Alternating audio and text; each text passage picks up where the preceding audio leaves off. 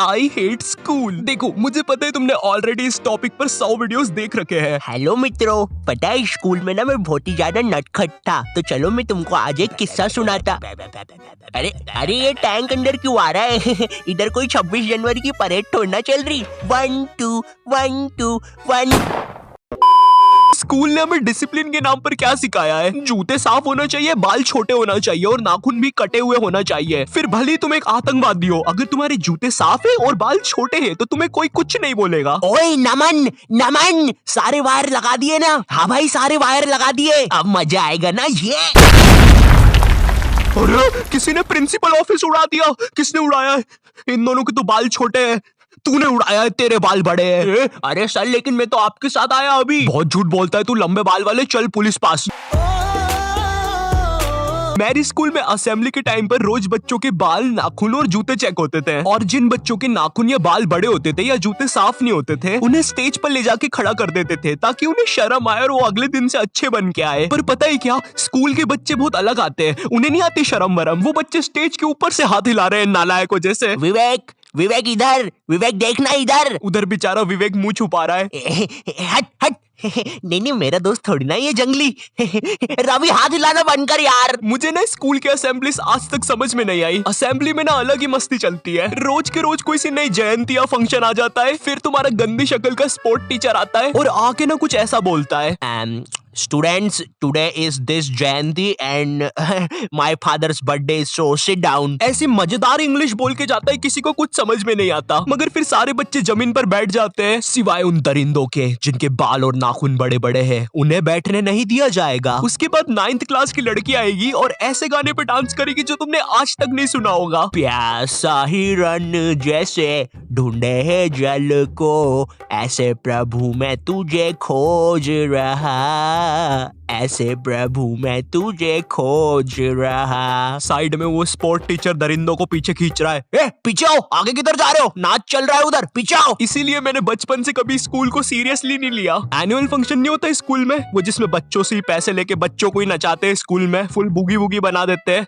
हाँ वही। मैं उसको 3rd क्लास तक एनिमल फंक्शन समझता था। मुझे सच में ऐसा लगता था यार कि होता होगा कोई फंक्शन जिसमें शेर, चीता, भालू आते होंगे। मुझे लगता था स्कूल वाले कुछ भी करवा सकते हैं ये लोग तो। वो देखो वहां पे जेब्रा और प्रिंसिपल के बीच में डांस बैटल चल रहा है।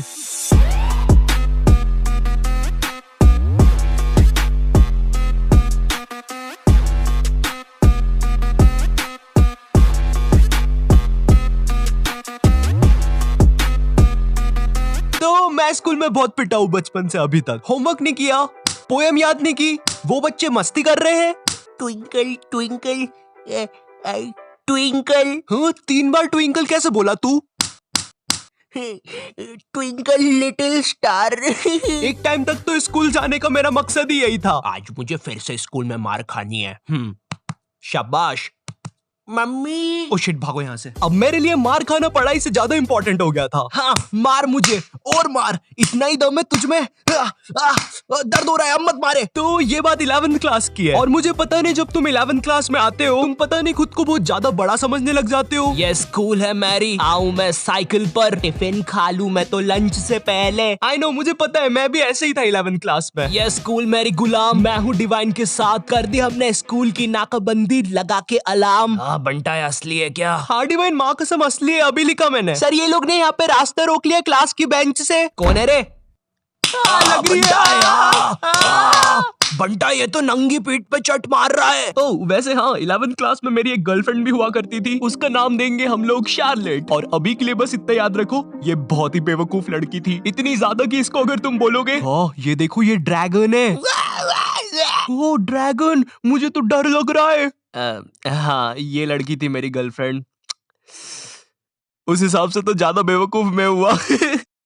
टीनेज में अक्सर अजीब चीजें होती है राइट? कभी तुम्हारा मन किसी भी चीज में नहीं लगता है, तुम चाहते हो कि बस जैसे तैसे ये दिन निकल जाए। और कभी कभी ऐसा होता है कि तुम्हें दुनिया भर की सारी चीजें करनी है। तुम्हें छत से कूदना है, सर के बल घूमना है, अपने छत पर बैठे हुए बंदर को छेड़ना है। साला मोटा बंदर बैठ के केला खा रहा था, उधर भगा दिया साले को, अब नहीं आए।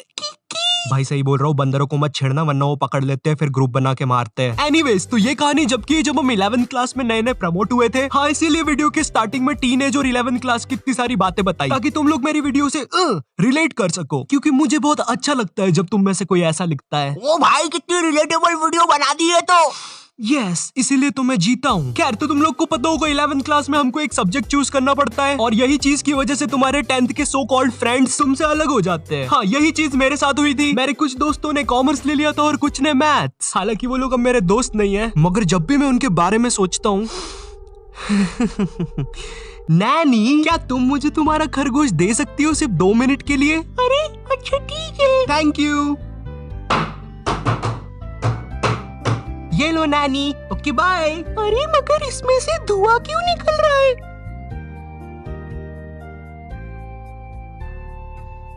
नॉटी टाइप ऑफ टॉपिक जाना बंद करो। सॉरी, अब हमारे सब्जेक्ट अलग होने से हम लोग की क्लासेस अलग अलग लगती थी।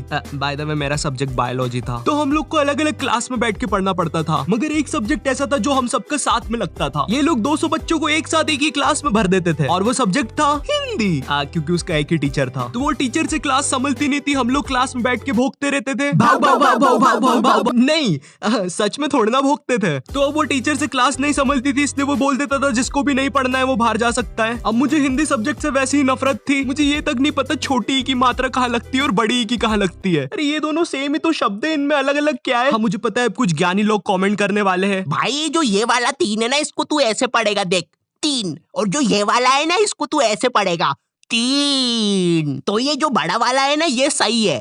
खैर, इसके बारे में किसी नेक्स्ट वीडियो में बात करेंगे। ओके, तो हिंदी सब्जेक्ट नापसंद होने के कारण मैंने मेरे दोस्त से पूछा, भाई चले गए क्लास से बाहर? वो भी फुल चौड़ में आके बोला, हाँ भाई डरते हैं क्या, चल बाहर। इसकी कोई जरूरत नहीं थी। तो अब हम दोनों उठते हैं क्लास में और टीचर के सामने से फुल चौड़ में बाहर चले जाते हैं, इसी गलत फहमी में कि हमें देख के बाकी बच्चे भी बाहर आएंगे। कोई नहीं आता है बाहर। अब हम दोनों अकेले, हम दोनों को पता नहीं क्या करना है, तो हम दोनों की फटती है। हम दूसरी क्लास में जाके पढ़ने लग जाते हैं, क्योंकि भाई मेरी स्कूल का जो फादर था ना, वो इतना खतरनाक था, उससे कोई नहीं बच पाता था।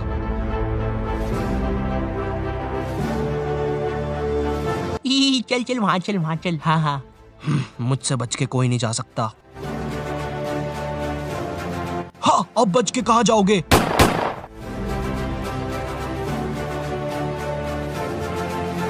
ये फादर 24 घंटे स्कूल में घूमता रहता था और गलती से भी कोई बच्चा बाहर घूमता हुआ दिख जाए वो तो गया। इसी कारण मैं कोई रिस्क नहीं लेना चाहता था, इसलिए मैं दूसरी क्लास में जाके चुपचाप बैठ गया। मगर फिर कहीं से खबर आती है कि फादर आज स्कूल में है ही नहीं, और उतनी देर में मेरे बाकी दोस्त और कॉमर्स वाले भी उस क्लास में आ जाते हैं। हाँ, कॉमर्स वाले इसलिए बोल रहा हूँ क्योंकि इन लोग का अलग ही चलता है, क्योंकि जब तक हम लोग थे क्लास में, जब तक बहुत ही शांति थी, मगर जैसे ही ये लोग आए, इनमें से कोई पंखे पे लटक रहा है, चौक फाइट चल रही है, आओ मुझे लग गई है। तो इन्हीं सब चीजों की आवाज सुन के एक खड़ूस सर क्लास में आ जाता है। अब इस बंदे के बारे में मैं कुछ ज्यादा बोलूंगा नहीं, लेकिन ये बहुत ही चमत्कारी सर है, क्योंकि जब भी कोई बंदा कांड करता है, ये सर पता नहीं कहां से एक चिट निकालता है, और वो चिट उतनी ही बड़ी होती है जितने बंदे का इसको नाम लिखना रहता है। एक बंदा मस्ती कर रहा है, छोटी चिट, 10 बंदे मस्ती कर रहे हैं, बड़ी चिट। तो वो सर हमारी क्लास में आता है और अपनी खुफिया जगह से चिट निकाल के हम लोग का नाम लिखने लग जाता है। वहां से मेरी थोड़ी थोड़ी फटना चालू हुई। उस टाइम मेरा दोस्त सर से बोल रहा है, सर हमने क्या किया, हमारा नाम क्यों लिख रहे हो? और ये वही बंदा है जिसको सर ने स्वयं सीढ़ी पे चढ़ के पंखे से नीचे उतारा था। इस टाइम तक सर हमारे नाम लिख के ले जा चुका था और हमारी बहुत गंदी फट रही थी, क्योंकि आजकल हमारी स्कूल का फादर कुछ नया ट्रेंड फॉलो कर रहा था, बच्चों को स्टेज पे बुला के मारना सबके सामने असेंबली में। क्या इतनी ज्यादा बेइज्जती? मैं नहीं करवा सकता खुद की इतनी बेइज्जती। भाई एक बार एक बच्चे को फादर ने स्टेज पे मार के नीचे फेंक दिया था, और असेंबली की लाइन में जो बच्चे आगे खड़े थे, भाई वो इतने हरामी पीछे हट गए, वो फिकाया तो उसको कोई भी उठा नहीं रहा है। असेंबली खत्म हो गई, पीरियड खत्म हो गई, लंच हो गया, वो बंदा अभी तक वहीं पड़ा हुआ है, उसको कोई उठाने नहीं आया अभी तक। तो हम सब लोग की अब बहुत गंदी फट गई थी, तो हमने डिसाइड किया कि हम स्कूल ही नहीं आएंगे एक दिन। पर फिर हम में से एक बंदा बोलता है, ओ भाई स्कूल क्यों नहीं आएंगे, स्कूल आना हमारा हक है।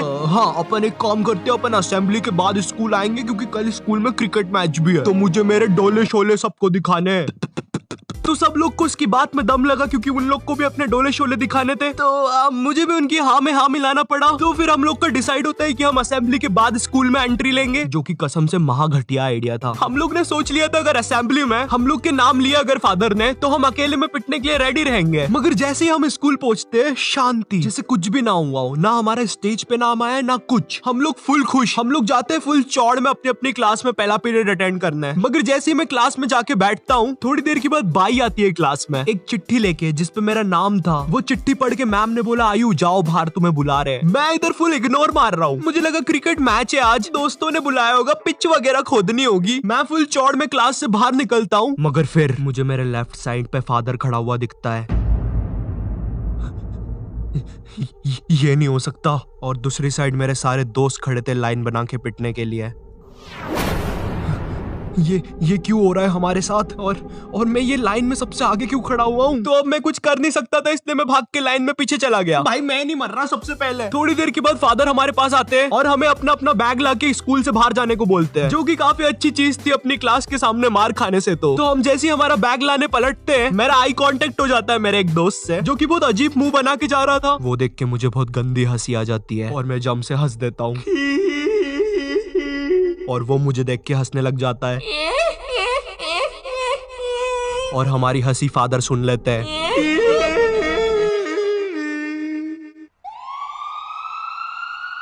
हमें इनकी जान बचानी होगी।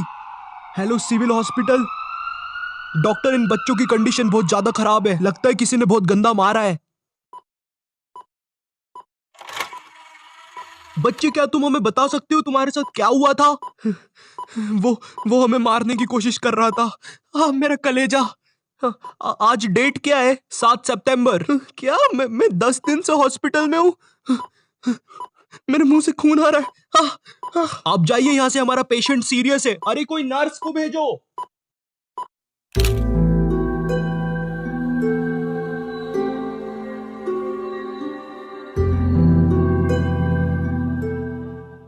इस हादसे के बाद स्कूल को बंद कर दिया जाता है और फादर को मेंटल हॉस्पिटल भेज दिया जाता है। इस हादसे के बाद ये भी पता चलता है कि स्कूल कब्रिस्तान के ऊपर बनी हुई थी। सूत्रों के हिसाब से पता चलता है कि फादर कभी भी मेंटल हॉस्पिटल से भाग सकता है और वो वापस आकर उन 2 बचे हुए बच्चों की भी बलि चढ़ा देगा।